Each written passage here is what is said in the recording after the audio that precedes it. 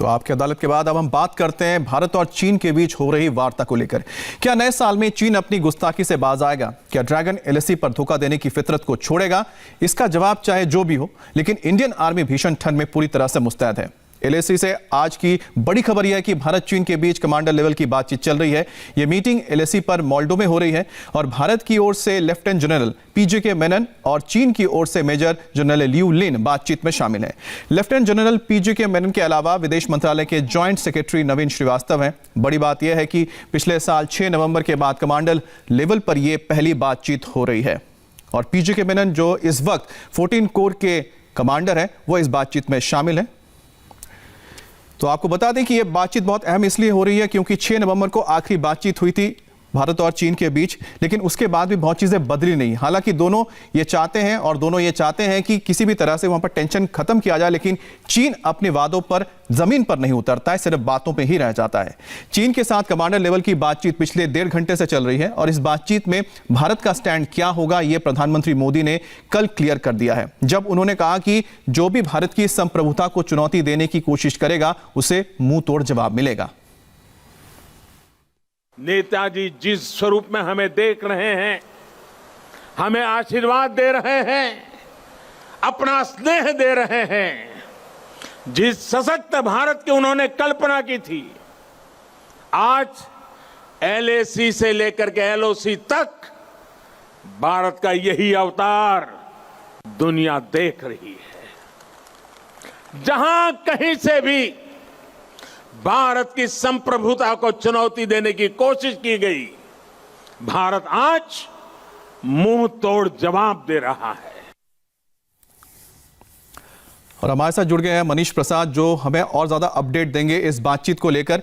लेकिन आपको बता दें कि आज की जो बातचीत हो रही है इसमें एक बहुत अहम चीज जो बदलाव हुआ है, जो 6 नवंबर को बातचीत हुई थी। जब 6 नवंबर को बातचीत हुई थी तो वेस्टर्न थिएटर कमांड है चीन का, जिसमें ये पूरा तिब्बत का इलाका पड़ता है जहां पर इस वक्त टेंशन है, उसके जो जनरल जाओ थे उनको रिप्लेस किया है जनरल जांग ने। क्या उनके बदलने से आज की बातचीत में कुछ अलग दिख सकता है? इस पर भी हम मनीष से बात करेंगे। मनीष, ताजा अपडेट क्या बातचीत को लेकर? सबसे पहले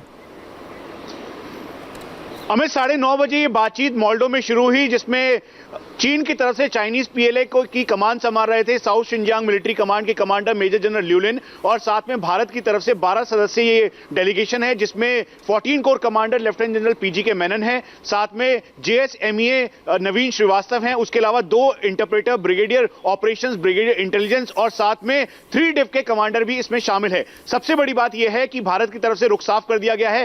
3 जो मेन पैरामीटर्स हैं डिसएंगेजमेंट के, पहला चाइनीज पीएलए अप्रैल 2020 के स्टेटस को माने, दूसरा डिसएंगेजमेंट प्रोसेस यानी चाइनीज पीएलए का प्रेशर इस समय इस बात का है कि साउथ ऑफ पेंगोंगसो यानी मुखपारी, रेचेनला, हुनान कोस्ट और रेकिनला के इलाके में इस समय भारतीय सेना डोमिनेटिंग पोजीशन पर है और पेंगोंगसो पर स्टेटस को चेंज करने की चाइनीज पीएलए कोशिश कर रहा है। इसीलिए वो चाहता है कि वो पीछे हटे। जी मनीष, आप अपनी बात रखिए।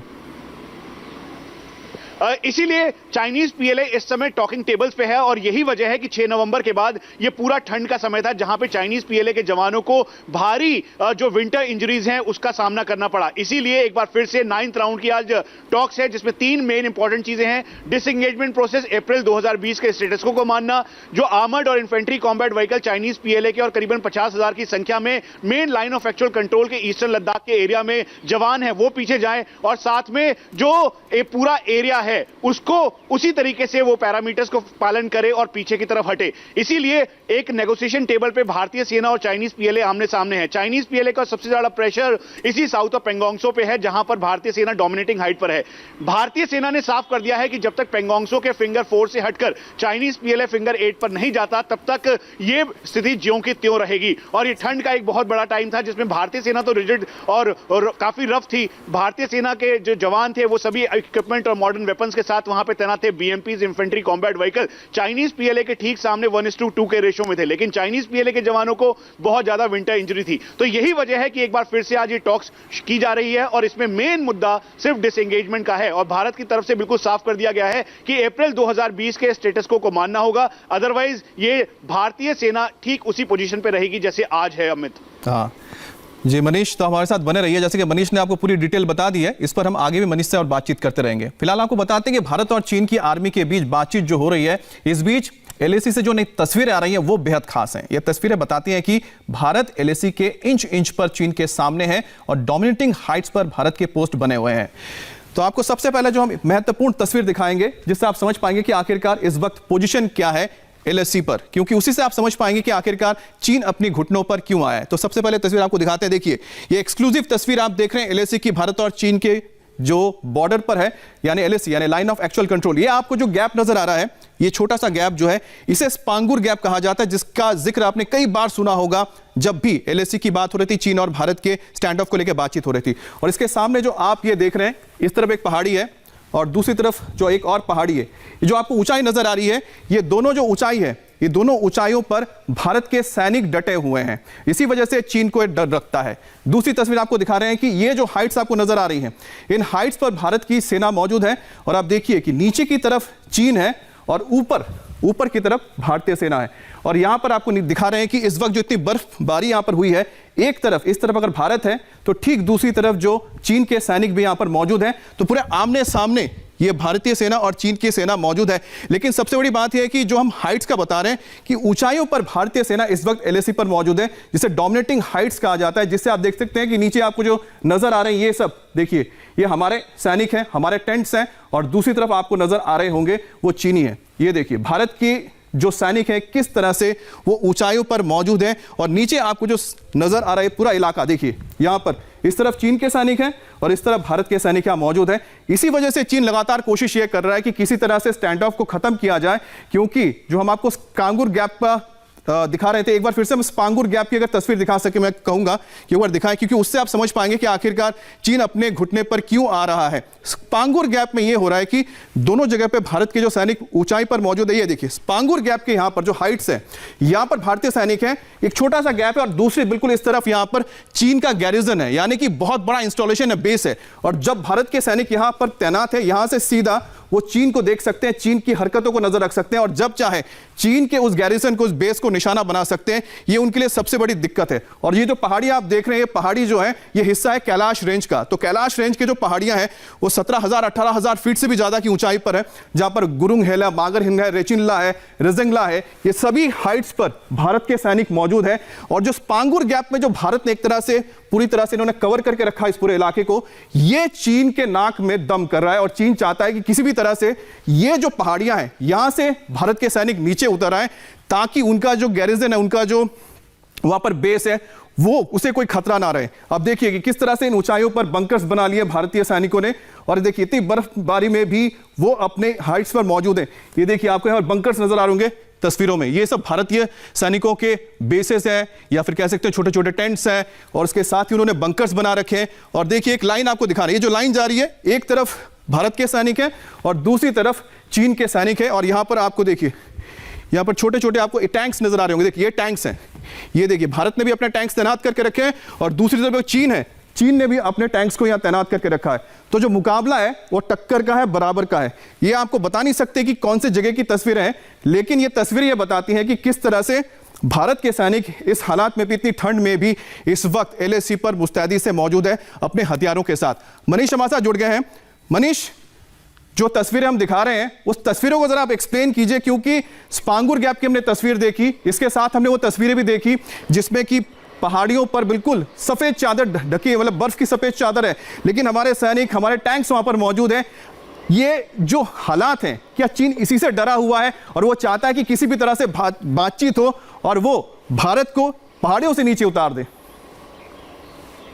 हमें सबसे पहले ये तस्वीर जो आपको इस समय दिखाई दे रही है, दरअसल इसमें चाइनीज पीएलए के इन्फेंट्री कॉम्बैट व्हीकल्स और साथ में जो उनके टैंक्स हैं वो दिखाई दे रहे हैं। ये लाइन ऑफ एक्चुअल कंट्रोल के अभी की मौजूदा हालात है, थोड़े दिनों पहले के। हमें आपको इसकी संवेदनशीलता को देखते हुए डेट नहीं बता रहे, लेकिन हम आपको बता दें इसके ठीक सामने भारतीय सेना का हैवी डिप्लॉयमेंट है। इसीलिए भारतीय सेना के T-90 टैंक्स और साथ में जो BMPs हैं, इन्फेंट्री कॉम्बैट व्हीकल्स है, भारतीय सेना के जवानों का डिप्लॉयमेंट है। साथ में फॉरवर्ड एरियाज पर जो मॉडर्न आर्टिक टेंट्स हैं वो आपको दिखाई दे रहे हैं। वो ठीक चाइनीज पीएलए के जो टेंट्स हैं उसके ठीक सामने हैं और उनके वेपन सिस्टम और इक्विपमेंट के ठीक सामने है। इसका मतलब बिल्कुल साफ है। जिस तरह से हम लगातार इस बात को कह रहे थे, भारतीय सेना हमें बता रही थी कि इस समय जो मौजूदा स्थिति है, भारत बहुत ही ज्यादा मजबूत है और ये तस्वीर उसको बताती है, दर्शाती है। दूसरी तस्वीर जहां पे ट्रेंचेस आपको दिखाई दे रहे हैं, दरअसल वो स्पांगूर गैप है और मोल्डो गैरिसन के तरफ जाने वाला वो रास्ता है। दरअसल 14 और 15 तारीख को यही इसी जगह से चाइनीज पीएलए ने अपने बीएमपीज, इन्फेंट्री कॉम्बैट व्हीकल और साथ में जो एडी गन्स हैं उनको लाने की कोशिश की थी और फिर उसके बाद क्विक एक्शन करते हुए भारतीय सेना ने उसको डोमिनेट किया था। और यही वजह है कि इस एरिया को ब्लॉक करते हुए इसमें भारतीय सेना के जो फॉरवर्ड लोकेशंस हैं, मैं आपको रोकना चाह रहा हूं। आपने एक तारीख मुझे याद दिला दी। उस तारीख को हम लोग लगातार बोलते थे जब हम दोनों लेह में इसको कवर कर रहे थे। 28 और 29 अगस्त की रात जो हुआ था उसी का नतीजा है कि चीन आज भी अपने घुटनों पर है। और उस दौरान जो स्पांगूर गैप की तस्वीर हम दिखा रहे हैं, क्योंकि जरा उसको समझाइए लोग, क्योंकि आप उस जगह पे गए हैं, चुशुल के इलाके में, आपने उस जगह देखी है कि वहां से किस तरह से जब हाइट्स पे हमारे सैनिक हैं तो किस तरह से चीन के बेस पे नजर रख सकते हैं और वही चीन के गले में कांटा बन के चुभा हुआ है अभी तक। हमें 2 तारीखें बहुत इंपॉर्टेंट है, 14, 15, 16 जून और साथ में उसके बाद अगस्त का वो महीना जब हम दोनों वहीं पर थे। और सबसे बड़ी बात है उसी के बाद ये पूरा का पूरा जो सिचुएशन है वो बदल गई। और ये जो तस्वीरें हैं जो इस समय आपको विंडो जो वॉल पे दिखाई दे रही है, दरअसल ये जो मुखपारी, रेचेनला, हुनान कोस्ट और साथ में जो स्पांगूर गैप है उसका ये एरिया है। यहां पर ट्रेंचेस भारतीय सेना के दिखाई दे रहे हैं, साथ में फॉरवर्ड लोकेशंस दिखाई दे रहे हैं। क्लासिफिकेशन की वजह से हम आपको ये नहीं बता सकते कि इस समय हालात किस तरीके के हैं, लेकिन स्नो बाउंड एरिया होने की वजह से जो हाईएस्ट पीक्स हैं वहां पर भारतीय सेना की तैनाती है। दूसरी तस्वीर जिसमें चाइनीज पीएलए के बीएमपीज, इन्फेंट्री कॉम्बैट व्हीकल दिखाई दे रहे हैं, उसके ठीक सामने भारतीय सेना का भी हैवी डिप्लॉयमेंट है। यह बिल्कुल साफ दिखाता है कि डोमिनेटिंग हाइट पर भारतीय सेना है और इसी वजह से इस समय चाइनीज पीएलए जो टेबल टॉक्स है वो लगातार कर रहा है। तीसरी तस्वीर जो कि बहुत ही इंपॉर्टेंट है, उसमें जो नीचे चाइनीज पीएलए का डिप्लॉयमेंट है, जहां पर उनके टेंट्स दिखाई दे रहे हैं, उसके ठीक ऊपर की तरफ एक बार फिर से डोमिनेटिंग हाइट पर भारतीय सेना के जवान तैनात हैं, साथ में जो स्पेशल फोर्सेस के जवान हैं वो हैं, ताकि अगर कहीं से भी चाइनीज पीएलए कोई भी कोशिश करता है तो उसको काउंटर किया जा सके। और यही वजह है कि चाइनीज पीएलए लगातार बातचीत करना चाहता है। 6 नवंबर से लेकर अभी तक का जो विंडो था, आपने बहुत ही बेहतरीन ढंग से आज की बातचीत को भी समझा दिया, क्या हो रहा है वो भी बता दिया, और साथ में जिस तरह से आपने जो पिक्चर्स हमने दिखाए एक्सक्लूसिव, उसके बारे में सारी चीजें एक्सप्लेन की है, उससे लोगों को समझ में आ गया होगा कि फिलहाल वहां पर क्या हालात हैं। बहुत बहुत शुक्रिया आपका, आपने सारी जानकारी दी। लेकिन आपको यह भी बता देते हैं कि इस बार जो बातचीत होगी इसमें एक चीज बहुत अहम है, जो बदलाव है, उम्मीद कर सकते हैं कुछ पॉजिटिव निकल सकता है। पहली चीज है कि जो वहां का वेस्टर्न थिएटर कमांड है, जिसमें पूरा का पूरा तिब्बत का इलाका आता है, उसके जो पिछले कमांडर थे जनरल जाओ, जो एक तरह से कह सकते हैं कि जिनकी षड्यंत्र के जरिए डोकलाम का किस्सा हुआ था, डोकलाम की घटना हुई थी, उन्होंने यहां पर भी एक काम करवाया था, उन्हें अब हटा दिया गया, उन्हें दूसरी जगह भेजा गया। उसके जगह पे यहां पर जनरल जैंग आए हैं। अब उम्मीदें कर सकते हैं जनरल जैंग अपने जनरल जाओ से थोड़ा अलग हो और यहां पर जो हम बात कर रहे हैं, जो हमारे सैनिक जो लगातार वहां से बात कर रहे हैं, कमांडर्स बात कर रहे हैं कि भाई अगर हटना है तो जमीन पर हट के दिखाओ, वो हो सकता है और बातचीतें हो सकता है कि कोई पॉजिटिव चीज निकल के आए, क्योंकि जनरल्स बदल गए हैं चीन में। भारत और चीन के बीच मोल्डो में आर्मी लेवल पर बात तो हो रही है, लेकिन बातचीत से पहले आर्मी चीफ ने भी चीन को सीधा संदेश दिया है। It is not only eastern Ladakh, but we have maintained a high state of alertness all along our northern borders. And as of now, keeping the threat perception in mind, we have gone in for our winter posture and our winter deployment. But as I said, we are alert and ever ready to meet any challenges. 8 rounds of talks between the corps commanders have taken place. Dialogue and discussion.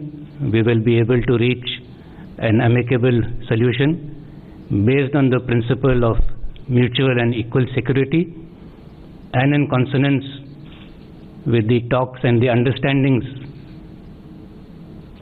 which resulted as outcome of the meetings between the respective defense ministers and the respective foreign ministers. So I'm very hopeful for a positive situation. But as I said, we are ready to meet any eventuality. All the logistics aspects have been very well taken care of, whether it is clothing, ration, habitat. There is no cause for concern at all on that front. And as a result of all this, our operational preparedness is of a very high order, and the morale of the troops is high.